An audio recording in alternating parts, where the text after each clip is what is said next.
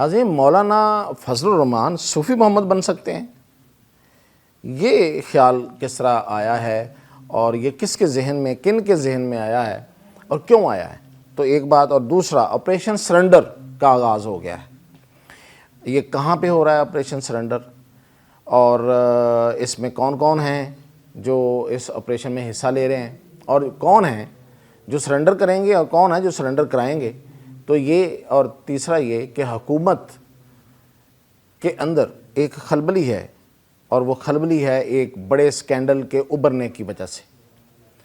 تو یہ تینوں خبریں میں آپ سے شیئر کرتا ہوں۔ سب سے پہلے کہ مولانا فضل الرحمان کے بارے میں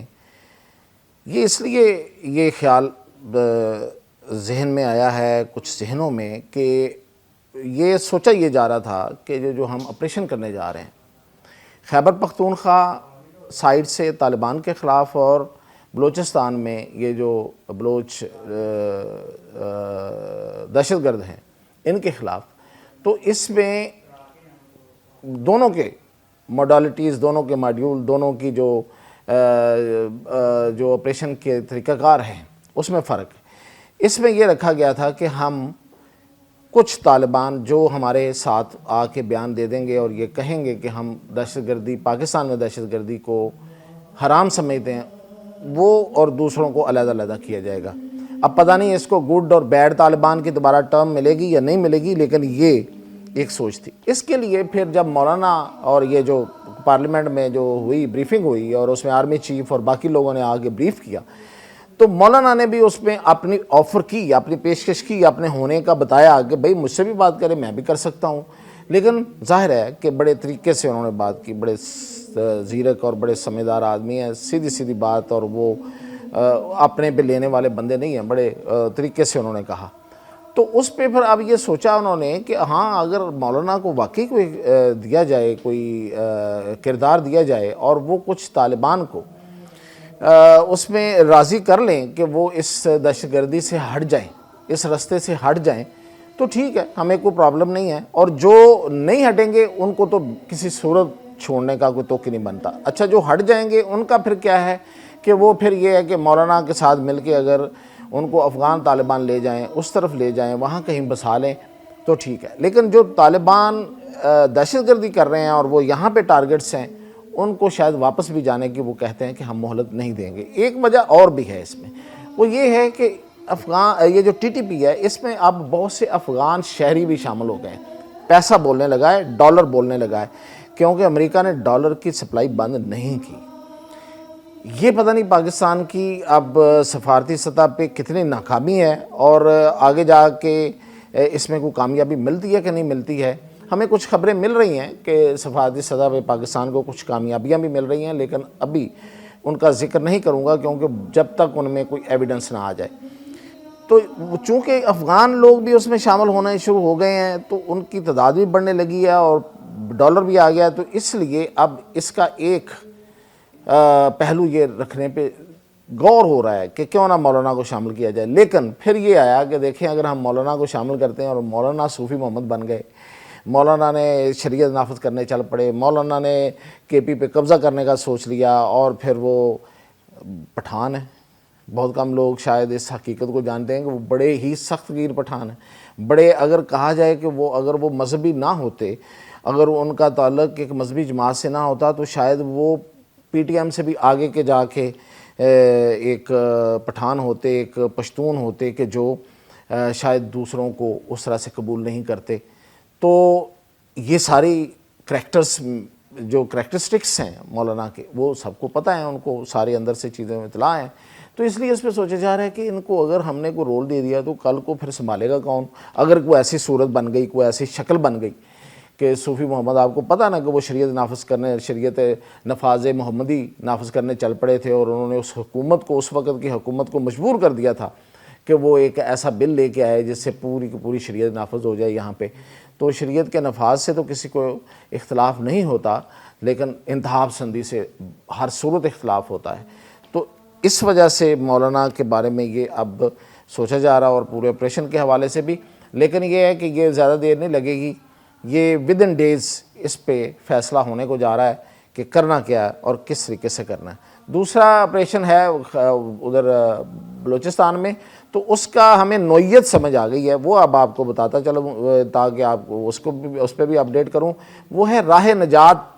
کا سٹائل کا نام راہ نجات نہیں ہے، لیکن بالکل راہ نجات کی طرح کا وہ آپریشن ہے، جس میں گھر گھر تلاشی ہوگی، جو مختلف ایریاز ہیں ان کو کارڈن آف کر کے گھروں میں تلاشی لے کے لوگوں کو پھر وہاں سے ڈسپلیس کر دیا جائے گا، نکال کے دوسری جگہ پہ لے جایا جائے گا، ان آبادیوں کو خالی کیا جائے گا، ان آبادیوں کو خالی کرا کے ان کی تلاشیاں لے کے ان کو کلیئر کر کے ایک پورا ایک سینیٹائزیشن، ایک پوری ایک کلیئرنس جو ہے نا وہ ہوگی، اور کومبنگ آپریشن جسے کہتے ہیں، اور بڑا کچھ اس میں جو ہے پیدر طے در طے معاملات چلیں گے، ایک آپریشن ہوگا، دوسرا ہوگا، تیسرا ہوگا، اور اس کے ساتھ ساتھ جو جو وہ انٹیلیجنس بیسڈ آپریشنز ہیں وہ تو چلیں گے اور ٹارگٹس کو نشانہ بنایا جائے گا، اور جہاں پورے علاقے کو ایک دفعہ جو ہے وہ کلیئر کرنے کا فیصلہ کیا گیا ہے۔ تو یہ ہے، اور تیسری میں نے آپ کو کہا تھا کہ ایک اور آپریشن کا ذکر کیا، وہ آپریشن ہے آپریشن سرنڈر، تو وہ ڈیالہ جیل میں چل رہا ہے، اپنی کچھ شکل اختیار کر رہا ہے۔ میں نے یہ نہیں کہا کہ وہ آپریشن شروع ہو گیا، لیکن اپنی شکل اختیار کر رہا ہے، وہ آپریشن باہر سے نہیں ہے، اس کی یہ پہلا آپریشن ہوگا اپنی نوعیت کا، جس کی آفر ایریا کے لوگوں نے خود کی ہے، یعنی اڈیالہ جیل کے مقیموں نے خود کی ہے کہ ہم میں آپ کو سرنڈر کرا کے دیتی ہوں۔ تو وہ ہیں بشرا بی بی، انہوں نے یہ کہا ہے کہ مجھے اگر موقع دیا جائے تو میں عمران خان کو اس بات پہ راضی کر لوں گی کہ وہ 9 مئی کے معاملے پر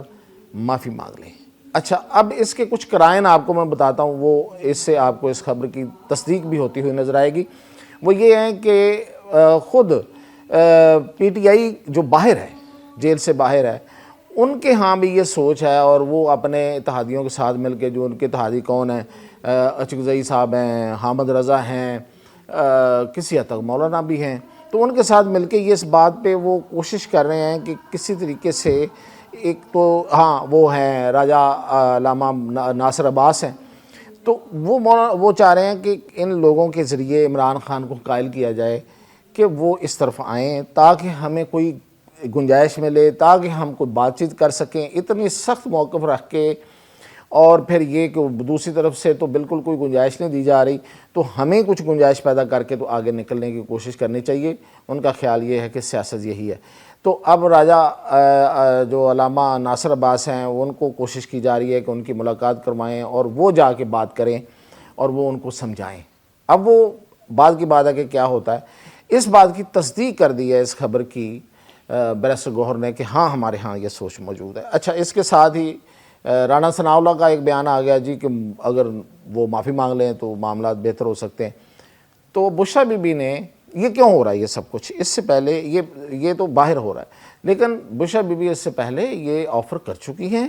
اور وہ پیغام دے رہی تھی کہ مجھ سے بات کی جائے۔ پھر جب بات کی تو انہوں نے کہا کہ آپ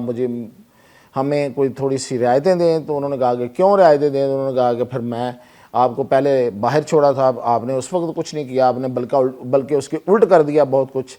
اسلام آباد پہ چڑھائی کر دی۔ تو اس نے کہا کہ نہیں، اب مجھے اگر ملاقاتوں کا موقع دیں اور عمران خان سے ملاقات ہونے دیں میری، تو میں عمران خان کو راضی کرنے کی کوشش کرتی ہوں کہ وہ سرنڈر کریں۔ سرنڈر سے مطلب یہ ہے کہ وہ 9 مئی کے معاملے پہ معافی مانگ لیں۔ اب یہ بہت بڑا معاملہ ہے، کیا عمران خان مانیں گے؟ عمران خان، اگر ابھی میں شیر افضل مروت کی بات سن رہا تھا، وہ کہہ رہے تھے کہ جس پی ٹی آئی کو اور جس عمران خان کو وہ جانتے ہیں، وہ کبھی یہ نہیں کریں گے، کیونکہ اس طرح کرنے سے پارٹی ختم ہو جائے گی،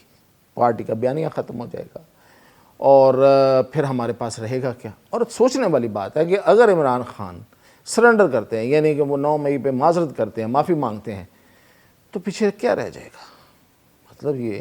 کہ جو لوگ اندر بند ہیں، جنہوں نے 9 مئی پہ سب کچھ کیا ہے، جو پروو ہو چکا ہے، ان کو ڈس اون کرنا پڑے گا۔ کیا ان کو وہ ڈس اون کریں گے؟ وہ پارٹی سے ان کو نکالنا پڑے گا۔ اور اگر یہ کام کر گئے، یہ دوسرا سٹیپ ہوگا، تو پھر تیسرا، چوتھا، پانچواں کچھ بھی ہو سکتا ہے۔ پھر تو ساری باتیں ماننی پڑیں گی، پھر ایک ایک کر کے باتیں ماننی پڑیں گی۔ اس کے بعد وہ جیل میں رہیں یا باہر آئیں، تو وہ جو ان کا جو بنا ہوا ہے، جو پاپولیرٹی ہے، اور جو ان کا ہے معاملہ جس طریقے کا، وہ تو ختم ہو جائے گا سارا۔ تو یہ ہے اب تک کی اطلاعات، لیکن اس پہ کیا ہوتا ہے،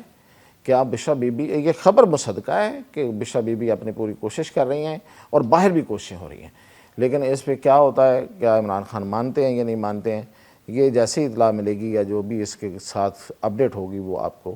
بتاؤں گا انشاءاللہ۔